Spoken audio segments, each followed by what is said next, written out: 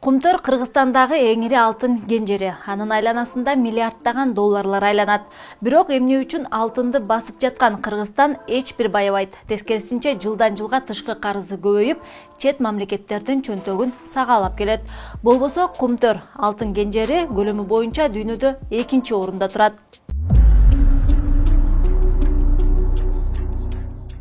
Бүгүн биз Кумтөр кенжери ачылып, иштеп баштагандан бери бүгүнкү күнгө чейин кайсы бийлик, кандай шартта, кандай келишим түзгөнүн кыска нуска талдап беребиз. Сиздер менен мен Наргиза Айсекова. Салам.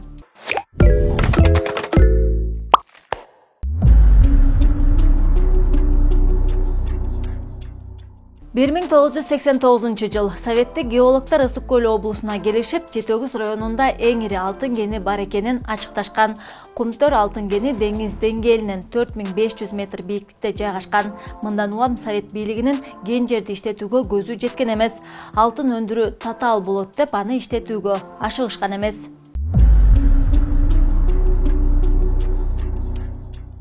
1992 жыл Кыргызстан эгемендүүлүккө ээ болгондон кийин Кыргыз өкмөтүнүн өкүлдөрү Торонтого барып, Канаданын Камека корпорациясы менен кенди иштетүү боюнча алгачкы келишимди бекитишип, Кумтөр алтын долбоору түзүлгөн. Ага ылайык Кыргызстан Кумтөрдүн акцияларынын үлүшүнүн 67%-на ээ болуп, Камеканын үлүшү 33%-ты түзгөн. Кумтөр кенин башкаруу Кумтөр Gold Company'де болуп, долбоордун оператору Кумтөр Operating Company тарабынан жүзөгө ашырыла баштаган. Бул жабык акционердик коом Камека корпорациясынын 100% туунду компаниясы болгон. 1992 жылдан тартып дээрлик 4 жыл бардык курулуш иштери жасалып, материалдык базасы даяр болгон соң 1996 жылы алтын чыгаруучу завод өз кубаттуулугунда иштей баштаган. Ошентип Кумтөрдө алтындын алгачкы уютмасы 1996 жылдын 31 декабрында алынган. Дал ошол баштапкы келишимге ылайык Кумтөр Gold Company'ге салык төлөө боюнча дээрлик 5 жылга жеңилдиктер берилген. 1998-2002 жылдары алтындын баасы төмөндөп, аталган компания Кыргызстанга салык жана дивиденд төлөөсү токтоп калган.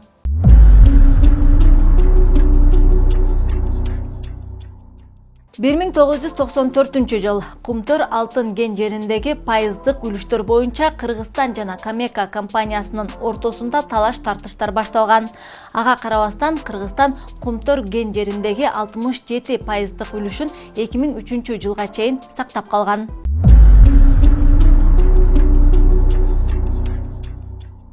2003 жыл Кумтөр боюнча долбоорду өзгөртүү маселеси козголот. Ал маалда Кыргыз өкмөтүн Николай Танаев жетектеп турган. Бул жылы Кумтөр кен жери боюнча түзүлгөн долбоорду реструктуризация кылуу боюнча макулдашышат.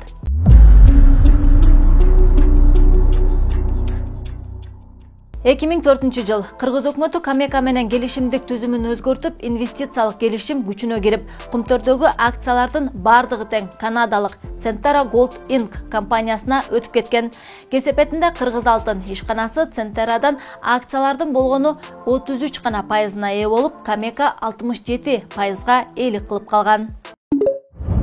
Эгерде ушул келишимге макул болбогондо 2004 жылдан баштап Кумтөрдү Кыргызстан башкарып калмак, болгондо дагы 67% менен. Эксперттердин баамында дал ушул келишимден кийин Кыргызстан Кумтөр компаниясынын үстүнөн көзөмөлдү биротоло жоготкон. Эске салсак, ал маалда Аскар Акаев президент, Николай Танаев өкмөт башчы болуп турган.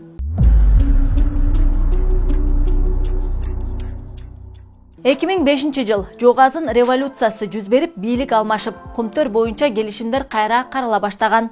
Бирок орчундуу жылыштар болгон эмес.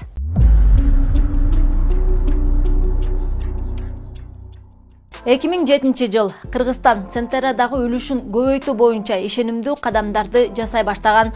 Бирок ортодон парламент чачырап, өкмөт таркатылып, алтын кен жери боюнча аракеттер таш капкан.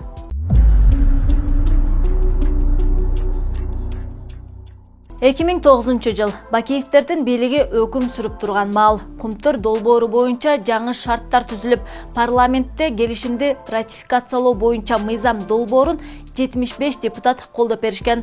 Адистердин айтымында дал ошол 2009 жылы Акаевдин маалында түзүлгөн 2003 жылкы келишимди Конституциялык соттун чечими менен биротоло өзгөргүс кылып, юридикалык документ менен төөлүккө бекитип салышкан.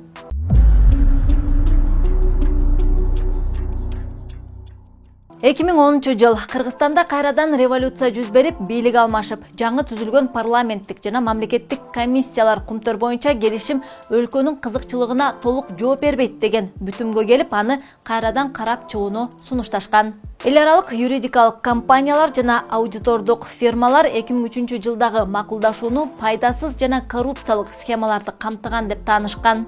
Көп узабай Кыргызстан менен Центера биргелешкен ишкана түзүп, үлүштөрдү теңме-тең 50-50% бөлүштүрүп алууну көздөшкөн.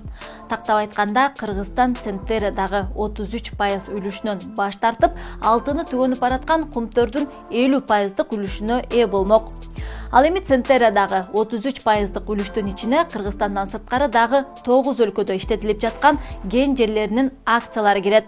Жалпак тил менен айтканда, эгини түгөнүп калган талаага Кыргызстанды таштап, Центера дагы башка 10 чукул эгин жерине жалгыз ээлик кылмак. Бирок бул сымал кооптуу келишимге кол коюлган эмес. 2012-2013 жылдардан тарта Кыргызстанда кумтөрдү иштеткен Кумтөр Gold Company жана Кумтөр Operating Company ишканалар менен соттук териштирүүлөр башталган. Мамлекеттик экотехинспекция экологиялык зыян боюнча кумтөргө каршы жалпы суммасы 7 миллиард сомго жакын 4 доо арыз менен сотко кайрылган. Алар генден чыккан калдыктар муздун үстүнө ташталган, жер катмары бузулган, эсепке алынбаган уу заттар калдык сактоочу жайларга төгүлгөн, суу үчүн акы төлөнгөн эмес деген арыздар.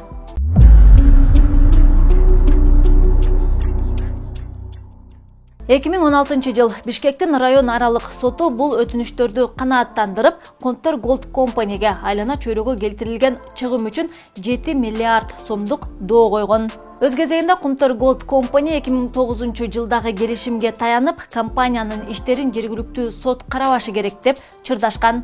Анын үстүнө ишкананын финансылык операцияларына, дивидендтерди бөлүштүрүүгө дагы тыюу салынганын, айрым жетекчилерине кылмыш иштери ачылганын кабарлашып, 2016 жылдын 30 майында Центера Кыргыз өкмөтүн Гаагадагы эл аралык арбитраждык сотко берген.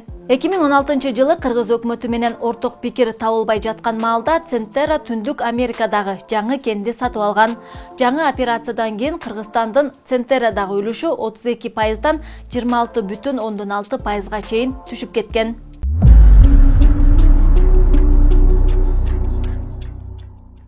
2017 жыл узакка созулган соттук териштирүүлөр маалында Кыргыз бийлиги менен Центера Кумтөр кен жери боюнча орток пикирге келишкенин жарыялашып, жаңы макулдашууну бекитишкен.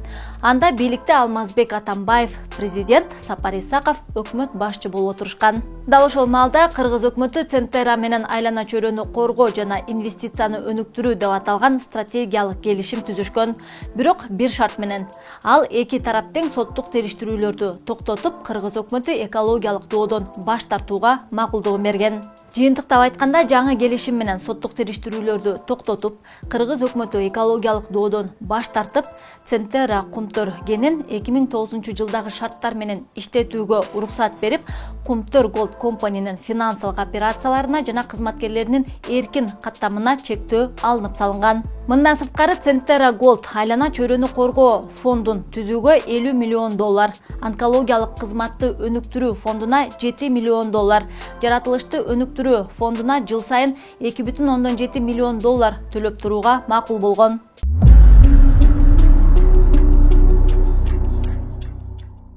2018 жыл Кыргызстанда кайрадан бийлик алмашып, Сапар Исаков кызматынан кеткен соң, жаңы өкмөт башчы Мухаммедкалы Абылгазиев 2017 жылкы келишимди өлкө кызыкчылыгына жооп бербейт деп баалап, жаңы сүйлөшүүлөрдү баштаган. Жыйынтыгында Кыргыз өкмөтү менен Центера жаңы келишим бычышып, дагы бир жаңы фонд түзүшүп, аны аймактарды өнүктүрүү боюнча социалдык өнүктөштүк фонду деп аташкан. Ага Центера 10 миллион доллар төлөп берүүнү убадалаган. Ошондой эле бул фондко Кумтөр Gold Company'нин дүң кирешесинин 0,4%га тете айлык төлөмдөрүн чегерип турууну макулдашышкан. Андан сырткары жаратылышты өнүктүрүү фондуна жыл сайын 1 миллион доллар каралган. Центера тарап болсо баягы эле шартты койгон. Ал ортодогу соттук териштирүүлөрдү токтотуу, тагыраагы Кыргыз тарап Центерага жана анын Кумтөрдөгү ишканаларына койгон дооматтарынан баш тартышы зарыл эле.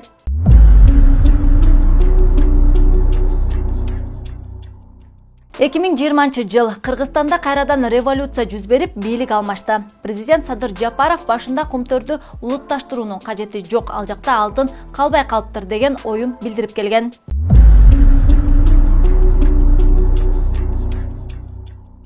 2021 жыл кумтөрдүн ишмердүүлүгүн текшерүү боюнча кайрадан мамлекеттик комиссия түзүлүп, отчетун жарыялашты. Ага ылайык айлана чөйрөгө экологиялык зыян келтирди деген жөө менен Кумтөр Gold компаниясына 3 миллиард 86 миллион доллар, төлөнбөй калган салыктар үчүн 1 миллиард 166 миллион доллар, жалпысынан 4 миллиард 252 миллион 800 миң доллар айып салышкан. Бул ирет Кыргыз бийлиги Кумтөр маселеси боюнча эл аралык сотко чейин барарын жарыялашты. Баягы Кавказский пленницада эле у нас два пути дегенде. Или в ЗАГС, или прокурору дегенде. ЗАГСка барып ажырашсак да болот, сүйлөшсөк да болот, мындан аркысында карайбыз. Бирок биз айтып атабыз. Биринчи жолу Кыргыздын кызыкчылыгы мындай. 80% алтындын запасы Кыргыз тарапта болгондон кийин Центерада 50+1 гана акция болсо биз макулбуз. 80% алтын бизден чыгып аткандан кийин Кумтөр Gold компанияда минимум 90%, же болбосо 80%га чейин биздин үлүш болуш керек. Же 100% Кыргыз Gold компанияны биз алайлы, калган өзүңөр сатып алган убыточный проектлер менен өзүңөр кала бергиле деп атабыз. Ал эми Центера Gold компаниясы болсо Кыргыз бийлигинин акыркы аракеттерин Кумтөр кениндеги инвестициялык келишимдерди бузуу деп айыптап, Кыргыз өкмөтүнө каршы эл аралык арбитражда териштирүү баштаганын жар салды. Компаниянын өз укугун Кумтөр Gold Company ишканасынын жана акционерлердин кызыкчылыгын арбитражда коргоодон башка аргасы калган жок. Эгерде өкмөт конструктивдүү диалогко барууну кааласа, биз даярбыз. Акыры парламент Кумтөрдү сырттан башкарууга жол ачкан мыйзамды кабыл алып, аны президент Садыр Жапаров дагы бекитип берген. Октябрь райондук сот болсо Центерага 3 миллиард доллар экологиялык доо койгон арызды канааттандырып берди. Кесепетинде Кумтөр алтын кенин иштеткен Центера Gold Inc. компаниясынын Торонто биржасындагы акциялары 7 майга карата 31%га түшүп кеткен. Кумтөрдө мөңгүлөрдүн үстүнө таштандыларды топуракты жайгаштырган. Таштандыны 6-10 километр ылдый жака ташып жеткирүү керек болчу. Компания транспорттук чыгымды кыскартабыз деп мөңгүнүн үстүнө төккөн. 1995 жылдан 2012 жылга чейин төгүлгөн. Кыргызстанда суу жөнүндө мыйзам бар. Ал мыйзамда мөңгүлөрдүн үстүнө эч нерсе төгүлбөш керек деп так жазылган. Ошол мыйзамды бузушкан. Мөңгүлөр жарылып, астынан эрип жыла баштаган. Жылы отуруп 2013 жылы лагерди талкалап кеткен. 2019 жылы дагы жылып 2 кызматкерди басып калган. Учурда болсо Кумтөр сырткы башкарууга 3 айга берилди. Аны Теңиз Бөлтүрүк аттуу эки өлкөнүн, Канаданын жана Кыргызстандын жарандыгы бар адам башкармай болду. Азыр биз мамлекеттик кадр саясатын көрүп турабыз. Өндүрүштүн талап тартибин толугу менен түшүнгөн адисти таңдашаары күмөн. Эгер ишканада иш токтоп кала турган болсо, эл жумушсуз калат. Ал эми мамлекет болсо арбитраждык соттордо миллиондогон арыздар менен алек болуп калат. Жакында эле президент өзү дагы айтпадыбы? Мамлекеттик башкаруу эффективдүү эмес. Мамлекеттик ишканалардын 70-80% чыгаша менен иштешет деп. Анда эмне үчүн мамлекет бул сымал ишканаларды башкарышы керек? Бул жакта кыргыз эле балдар 99,9% бүт кыргыз балдар иштеп атат. Иностранецтерден бир 5-6 эле киши бар, среднего звена. Рейтинг деле кетсек болот. Управлениеде ошол азыр көрдүңөрбү, үчөөтөн качып кетти, топ менеджери. Иштеп атат, учкунда эч ким жок азыр. Компьютер иштебейт. Кыргыздар өзү эле иштетип атат. Ошону тийбесе өзү эле иштеп атат, иштеп кетет. Экинчи маселе эл аралык сот. Кыргызстан андан уталабы же жеңилип калабы деген суроо арбын. Өкмөт мүчөлөрү болсо азырынча ишенимдүү турушат. Сейчас очень много нападок в обществе, почему-то страх есть у людей, боятся многие, мы не сможем победить, мы не сможем выиграть, но на самом деле у нас есть полные основания, есть документальные, и то, что мы сегодня иск предъявили только по одному нарушению, это складирование на ледниках, я сейчас еще в отчете почитайте, они еще нарушали статью 15 закона об охране окружающей среды. Мы можем дополнительно, это уже как новый неустановленный ущерб предъявлять. Более того, мы еще можем предъявлять мы не предъявляли еще за загрязнение, потому что у них везде Вот карьерные воды, они не построили очистные сооружения, и везде идет превышение по ПДК. Мы это тоже можем предъявлять. То есть это только начало. Кумтөр Акшыйрак тоо кыркасында жайгашкан. Бул аймакта жалпы аянты 436 чарчы чакырымды түзгөн 165 мөңгү бар. Анын ичинде Кумтөр Gold Company ген казууга уруксат алган тилкелер Петров, Давыдов, Борду, Лысый жана Сарытүр мөңгүлөрү бар. Бул 5 мөңгү Акшыйрак массивинин аянтынын 23,3% түзөт. 2017 жылы парламент суу кодексине киргизген өзгөрүүлөргө ылайык Кумтөр Gold Company Лысый менен Давыдов мөңгүлөрүн казууга уруксат алган. Кызыгы, ошол эле парламент 6-чакырылыштын депутаттары эми мөңгүлөрдү казуу туура эмес деп Центераны айыптап жатат. Болбосо уруксатты өзлөрү беришкен. Кылымдын аферасы деп аталган Кумтөр Алтын кен ишканасынын тегерегиндеги ызы-чуу эмне менен аяктайт азырынча белгисиз. Кыскасы, Кумтөрдүн тегерегиндеги татаал чийлешкен учурларды жалпак тил менен түшүндүрүп турмакчыбыз. Сиздер менен мен Наргиза Асекова болдум. Видео менен бөлүшүп, лайк басканды унутпаңыз. Ал эми алтын кен жерин улутташтыруунун кажети барбы же жокпу? Пикириңизди комментарийге жазыңыз. Көрүшкөнчө.